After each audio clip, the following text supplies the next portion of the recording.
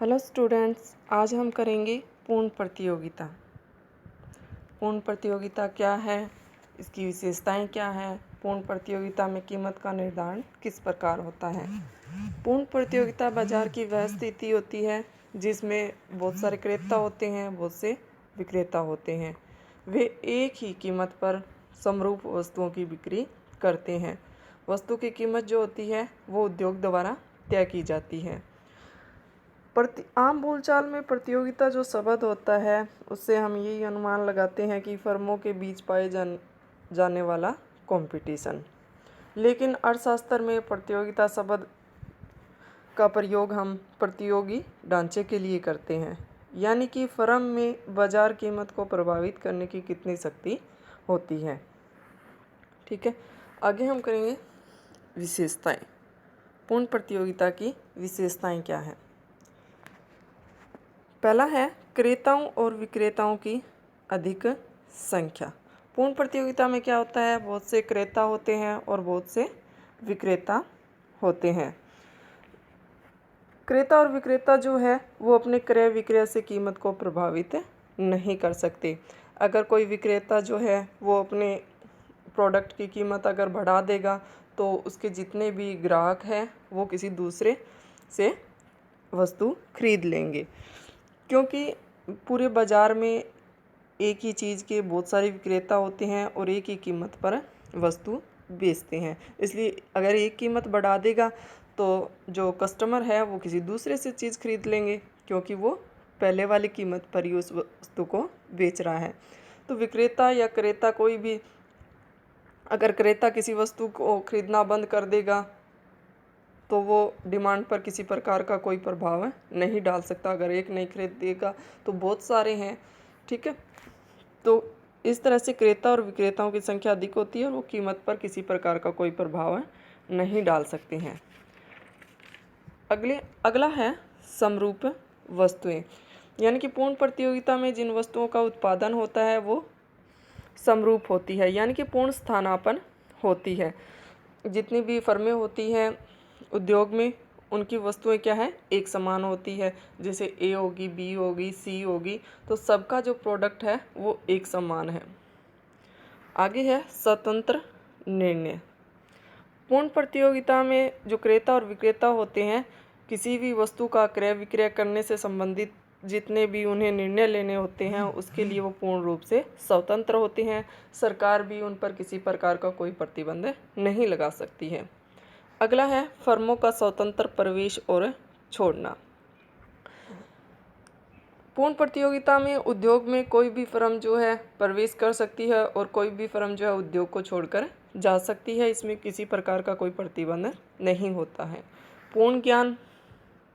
पूर्ण प्रतियोगिता में क्रेता और विक्रेता दोनों को कीमत के बारे में पूर्ण जानकारी होती है। ठीक है, इसलिए किसी के साथ कोई धोखाधड़ी नहीं की जा सकती। उन्हें कीमत का पूर्ण ज्ञान होता है कि किस प्रोडक्ट की कितनी कीमत है।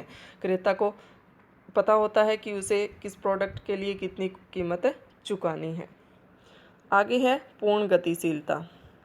पूर्ण प्रतियोगिता में साधनों में पूर्ण गतिशीलता होती है, इसलिए यातायात की किसी प्रकार की कोई लागत नहीं होती है। सभी फर्मों की बाजार के सामान तक पूर्ण पहुंच होती है।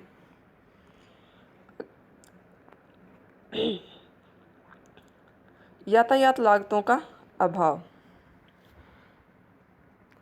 इसमें यातायात लागतों का अभाव पाया जाता है, क्योंकि फर्मों की बाजार तक पहुंच होने के कारण किसी प्रकार की कोई यातायात लागत नहीं उठानी पड़ती उन्हें।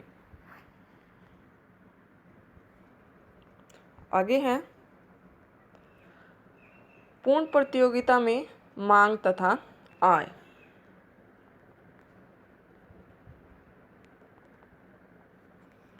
पूर्ण प्रतियोगिता में औसत आय, सीमांत आय तथा मांग, वस्तु की मांग जो है एक समान होते हैं। ठीक है, जैसे डायग्राम में दिखाया गया है, डी डिमांड कर्व है। ठीक है, ए आर और एम आर इस पर बराबर है। यही क्या है, ए आर कर्व है, यही एम आर कर्व है और यही क्या है, मांग वक्र है। पूर्ण प्रतियोगिता में फर्म का जो मांग वक्र होता है, डिमांड कर्व है, वो क्या है, पूर्ण लोचदार होता है। इन्फिनिटी, यानी कि वो इस कीमत पर अपना कितना भी उत्पादन बेच सकता है। यानी कि अगर किसी प्रोडक्ट की कीमत 5 रुपये है तो वो उस पर 1 इकाई, 2 इकाई, 3 इकाई एक फर्म जो है बेच सकती है। यानी कि कितना भी उत्पादन वो 5 रुपये कीमत पर बेच सकती है, किसी प्रकार का की कोई उस पर प्रतिबंध नहीं होता है। अगला है पूर्ण प्रतियोगिता में कीमत निर्धारण। पूर्ण प्रतियोगिता में कीमत निर्धारित किस तरह से की जाती है, जहां मांग और पूर्ति जो है एक दूसरे को काटते हैं, वहां एक निश्चित कीमत निर्धारित की जाएगी।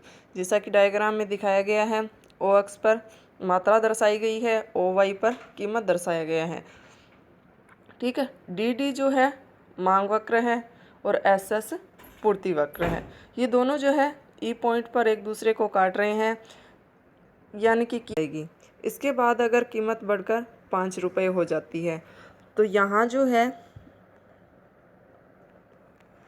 पूर्ति जो है हमारी डिमांड से अधिक हो जाती है। यानी कि डिमांड जो वो है वो हमारी 20 इकाइयाँ हैं, ठीक है, और पूर्ति जो है हमारी वो 50 इकाइयाँ हैं। ठीक है, तो इससे क्या है, पूर्ति अधिक क्या हो जाता है, जिसके कारण क्या है, कीमतें कम होकर वापस जो है 3 हो जाएंगी। उसके बाद अगर कीमत कम होकर 2 रुपये हो जाती है, कीमत हमारी कम होकर 2 रुपये हो जाती है, तो यहाँ जो है हमारी डिमांड पूर्ति से अधिक है। ठीक है, मांग जो है वो पूर्ति से अधिक है। पूर्ति हमारी है 20 इकाइयाँ और मांग जो है वो हमारी 40 इकाइयाँ।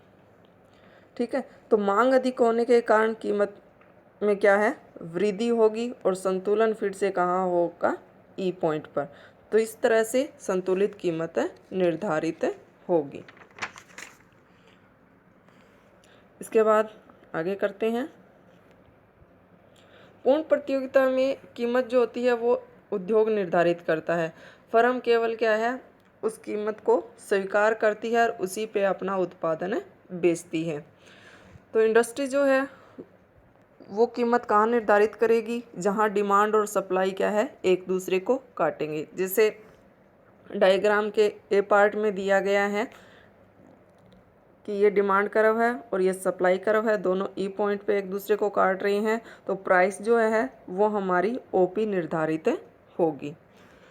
तो ओपी जो कीमत निर्धारित होगी तो उसी पे फर्म जो है फर्म को अपना उत्पादन बेचना पड़ेगा। इस निर्धारित कीमत पर फर्म जो है अपना कितना भी उत्पादन बेच सकती है, 1 इकाई, 2 इकाई, 3 इकाई, 4 इकाई। ठीक है, वो कितना भी उत्पादन इस कीमत पर बेच सकती है। वो इस कीमत से कम या ज़्यादा कीमत नहीं रखेगी, क्योंकि इससे उसी को नुकसान होगा। ठीक है बच्चों, तो आज इतना ही, अच्छे से कर लेना आप।